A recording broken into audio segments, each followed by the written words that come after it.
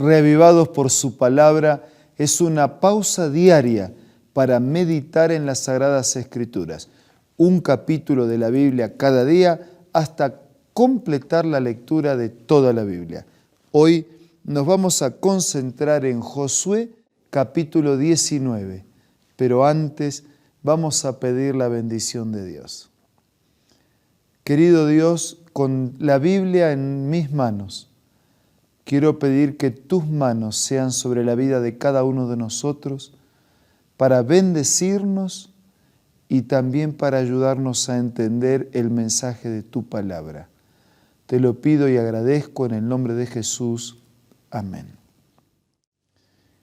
En el capítulo 19 de Josué continúa lo que ya se venía haciendo desde los capítulos anteriores, y es la distribución de la tierra del otro lado del río Jordán, después que el pueblo de Israel recibiera conforme a la promesa de Dios. Y entonces vamos a encontrar cómo se distribuye un territorio para Simeón y toda su familia, para Zabulón y los suyos, el territorio para Isaacar, todo bien ordenadito, el territorio para Aser, para Neftalí, para Dan, y también hay un territorio para Josué. En el versículo 49 nosotros podemos leer lo siguiente. Cuando se terminó de asignar a cada tribu el territorio que le correspondía, el pueblo de Israel le entregó a Josué, hijo de Nun, el territorio que le pertenecía a él como herencia. Así cumplieron con lo que el Señor había ordenado. Josué recibió la ciudad de Timnat-Sera, que estaba enclavada en la región montañosa de Efraín. Él la había solicitado, así que la reconstruyó y se estableció en ella. De este modo se terminaron de dividir los territorios. El sacerdote Eleazar, Josué, los jefes de la tribu y todas las tribus y todas las familias tuvieron su lugar. Dios había dicho, hay una tierra buena para ustedes. Ahora llegó el momento en que Dios cumplió su palabra. Ya no era la esclavitud de Egipto, ya no era la incertidumbre y las penurias, las dificultades, la escasez y la insuficiencia del desierto. Ahora era la tierra prometida, que fluye leche y miel, distribuida para todos aquellos que habiendo confiado y aceptado el plan de Dios, siguieron firme y fielmente en los caminos del Señor. Qué bueno que es Dios. Promete y cumple. Establece condiciones, pero también establece recompensas. La palabra del Señor vive y permanece para siempre, y Él cumple su palabra empeñada. Ahora yo estoy pensando en nosotros. Nosotros que no vivimos en ese Egipto ni en ese desierto, pero nuestro Egipto es otro. Nosotros también nos sentimos prisioneros y esclavos de nuestros pecados, de nuestros miedos, de nuestras luchas, de nuestros fracasos, de nuestras culpas, de nuestros caminos sin salida. Nosotros también tenemos un desierto de soledad, de frustración, de problemas que no se resuelven, de heridas que no sanan, de preguntas que nadie contesta, pero en medio de nuestro desierto y en medio de nuestro Egipto, Dios tiene una promesa para nosotros. Y la promesa es doble. Dios tiene una promesa que garantiza que alguien está a mi lado en medio del desierto. Sí, Dios garantiza estar a su lado en medio de su Egipto o en medio de su desierto, en medio de lo que usted se siente prisionero o en medio de aquello en lo que usted se siente desesperado. Dios promete estar a su lado. Pero la promesa es doble. Dios no solo promete liberación del pecado y perdón y fuerzas para atravesar el desierto, Él promete también una tierra nueva, diferente para usted. El Evangelio lo diría de otra manera. El Evangelio lo va a decir así: no se turbe vuestro corazón. No se turbe el corazón. No tengan miedo. Si ustedes creen en Dios, dijo Jesús, crean también en mí. Yo me voy. Voy a preparar un lugar para ustedes y voy a volver otra vez. Porque donde yo estoy, dijo Jesús, yo quiero que ustedes también estén. El Señor no solo promete hoy perdón para liberarnos del Egipto del pecado. El Señor no solamente promete hoy compañía para fortalecernos en la caminata del desierto. El Señor promete a través de la propia palabra empeñada de Jesús, que está preparando un lugar para nosotros en el cielo y en la eternidad, y que volverá a buscarnos. Sí, amigos, fue Jesús mismo, antes de dejar esta tierra, que aseguró que se iba al cielo, después de pasar por la experiencia de ser vencedor sobre el pecado en la cruz, después de pasar por la experiencia de ser vencedor sobre el pecado en la tumba. Él prepararía un lugar en el cielo y volvería otra vez. Cuando estudiemos otros capítulos de la Biblia, voy a mostrarle cómo las profecías y señales que anticipan ese regreso se está cumpliendo.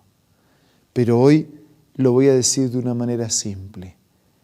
Es lo que usted y yo, a través del Padre Nuestro, siempre hemos dicho: Padre nuestro que estás en los cielos, santificado sea tu nombre. Venga a nosotros tu reino. Es lo que siempre hemos dicho.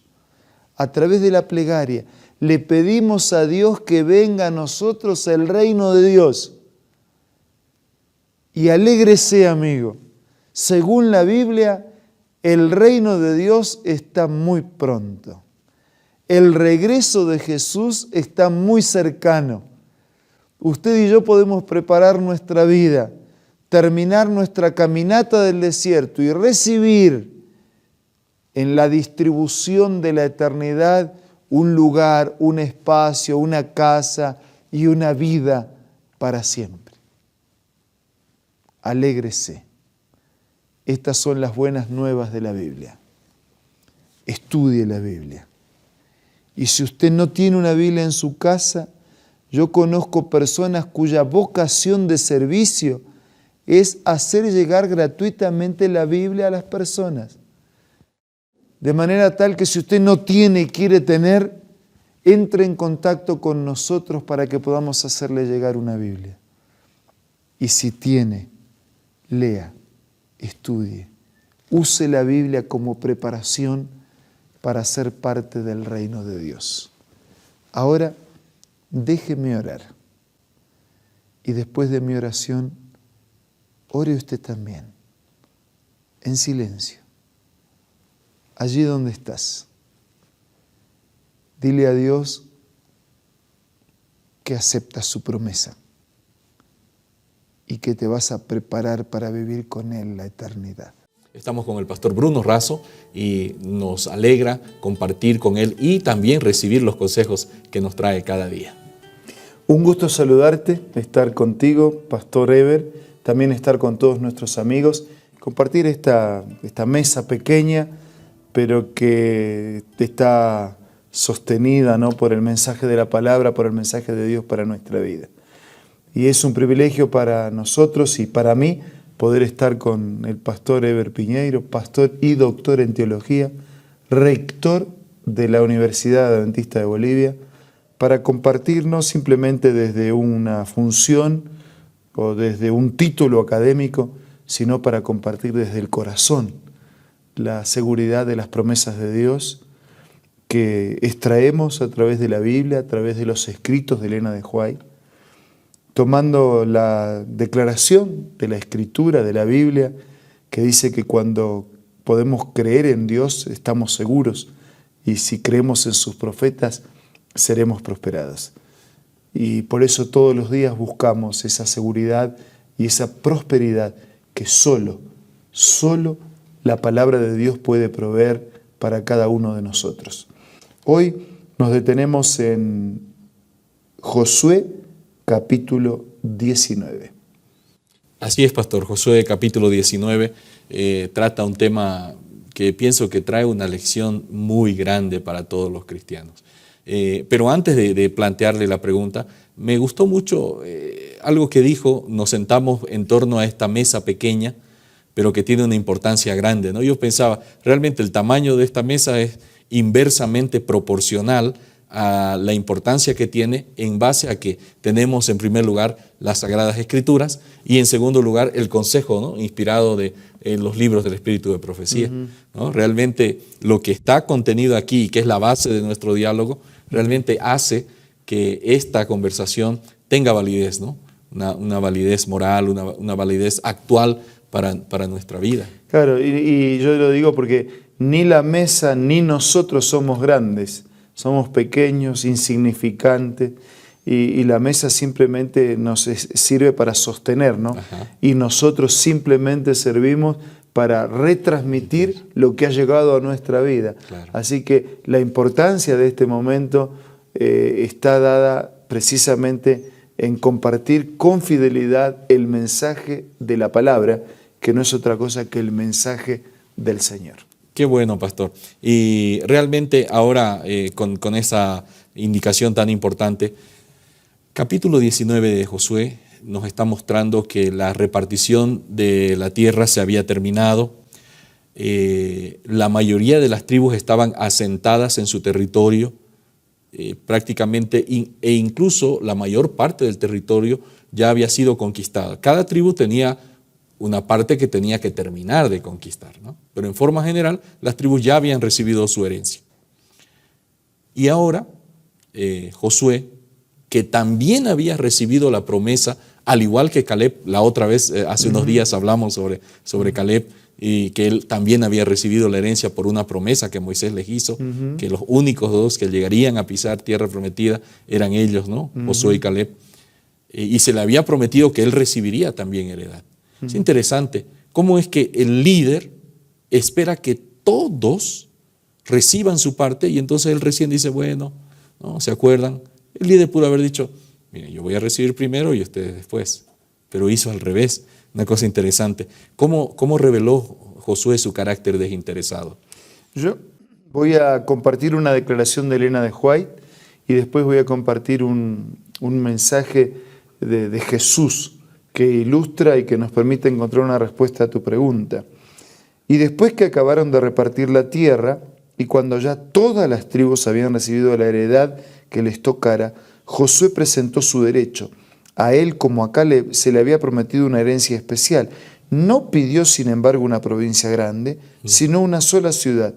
Le dieron la ciudad que él pidió, y él reedificó la ciudad y habitó en ella. O sea, tuvo que hacer su trabajo, no la tuvo tampoco toda servida, ¿no? El nombre que se le puso a la ciudad fue Timnat Sera, la parte que sobra, y atestiguó para siempre el carácter noble y el espíritu desinteresado del vencedor, que en vez de ser el primero en apropiarse del botín de la victoria, postergó su derecho hasta que los más humildes de su pueblo habían recibido su parte. Entonces dice la parte que sobra. El líder se queda con la parte que sobra. Dicen así en la gastronomía familiar y casera que el que reparte y reparte se queda con la mejor parte. Sí, normalmente. Yo soy de una familia italiana, ¿no? Que me acuerdo, ¿no? de pequeño cuando mi abuela nos contaba, dice que cuando había algo para repartir en la mesa entre dos, uno es el que cortaba y otro es el que elegía primero. Interesante. Entonces el que cortaba tenía que ser Lo más extremadamente justo porque el otro iba a elegir. Claro. Entonces, pero Caleb no fue así, porque Caleb tenía el espíritu de Jesús. Y Jesús lo iba a decir siglos después, lo que ya estaba dicho a lo largo de las páginas de la Biblia.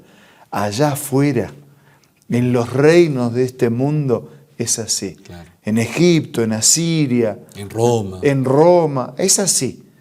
El primero es el primero para que lo sirvan. Claro. Pero en mi reino, dijo el Señor, el primero no es para que lo sirvan, sino para servir. Y si ustedes no me creen y si buscan un modelo, Jesús dijo, yo soy el modelo. No estoy pidiéndole a ustedes que hagan algo que yo no haya hecho. Jesús vino no para ser servido, sino para servir. Y cuando Jesús instituyó la Santa Cena, la comunión, ¿no? Claro. El lavamiento de los pies, era la costumbre, después de andar por esos caminos polvorientos, que un siervo lavara los pies para dar limpieza y refrescar los pies polvorientos y transpirados del camino. Pero como habían alquilado un lugar, habían conseguido un lugar para eso, no estaba el dueño de la casa, el siervo para lavar. Así que se empezaron a mirar, ¿no? Y yo siempre trato de ubicarme esa escena, haciéndose los desentendidos. Claro. Yo le decía, Pedro, no, yo soy Pedro y yo soy Juan. Y todo el mundo se hacía el desentendido. Bueno, en realidad no todo el mundo. Hubo uno que no se hizo el desentendido. Hubo uno que tenía este espíritu de Caleb, que entonces tomó una palangana, tomó un recipiente, tomó una toalla, tomó un lienzo, se agachó y empezó a lavar los pies de los discípulos. Ese era el espíritu de Caleb. El espíritu de Caleb era el espíritu desinteresado. En lugar de ser el primero en apropiarse del botín de la victoria, postergó su derecho hasta que los más humildes de su pueblo habían recibido de su parte. Y Jesús iba a compensar esa actitud en Caleb y en todos. Por eso dijo, miren, afuera es así, en mi reino no, en mi reino es primero para servir. Pero les aseguro que el que se humilla, ese será ensalzado. Y lo importante es que nosotros repasemos esto, no simplemente como quien, está estudiando de un prócer del pasado, sino como de alguien que puede ser un reto, un desafío, un llamado de atención, un modelo, un mostrarme un camino. Para eso lo repasamos. Y para eso está escrita la Biblia, para que aprendamos, para que podamos crecer, para que podamos aplicar a nuestra vida ese mensaje. Al aplicar ese mensaje a nuestra vida, nosotros somos desafiados a seguir el ejemplo de Jesús. Tenemos el momento exacto para poder tener una meditación final y enseguida pedir la bendición de Dios.